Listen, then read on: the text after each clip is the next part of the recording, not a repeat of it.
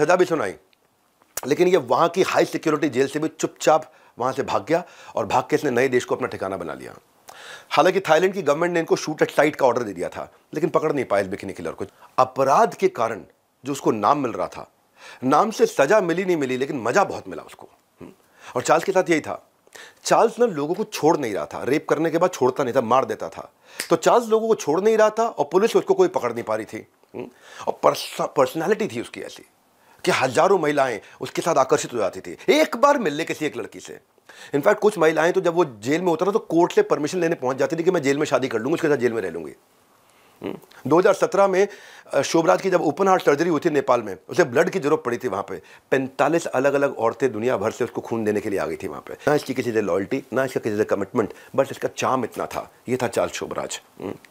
एक वक्त बॉलीवुड सुपरस्टार थे इंडिया में राजेश खन्ना। उनकी गाड़ी जहां खड़ी हो जाए ना तो फीमेल फैंस अपनी लिपस्टिक से लाल कर देती थी पूरी गाड़ी को।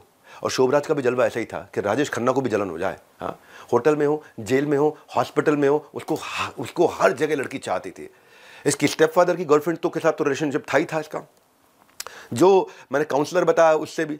फ्रांस में जब ये रहता था तो वहाँ पे एक कैदी था, उसकी वाइफ के साथ अफेयर हो गया। थाईलैंड में जब ये जेल ले जाया गया तो वहाँ के जेलर को उससे प्यार हो गया। नेपाल में जो लॉयर इसके लिए केस लड़ा करती थी उसको उससे प्यार हो गया। नेपाल में एक वो इंटरप्रेटर हुआ करती थी, उससे प्यार हो गया।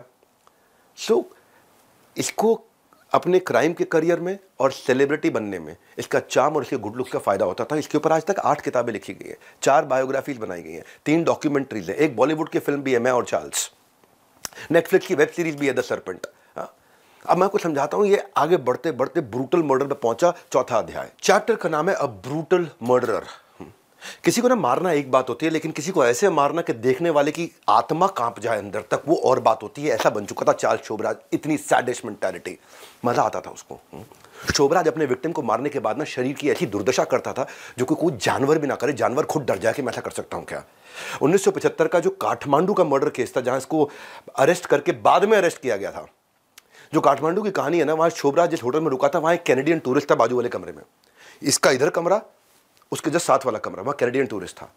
जब भी वो नाश्ते और खाने के लिए निकलते, कुछ होता, वो दरवाजे से निकलते, इसको आवाज, दरवाजा खुला तो ये भी बाहर आ जाता था, मौका ढूंढता था दोस्ती करने का। और इतना एक्सपर्ट दोस्ती करने में, उसकी गर्लफ्रेंड से भी दोस्ती कर ली, उस टूरिस्ट से भी दोस्ती कर ली। अब चार्ल्स ने इनको अपना नया टारगेट बना दिया। पहले दोस्ती की, फिर गर्लफ्रेंड से बातचीत बढ़ाई, और वो दूसरे दिन में ही उसके प्यार में फंस चुकी थी पूरी तरीके से। अब प्यार इतना ज्यादा बढ़ा दिया कि गर्लफ्रेंड जिस बॉयफ्रेंड के साथ रह रही है उसको ये कन्विंस कर लिया कि you deserve much better in your life, he is not the guy for you. और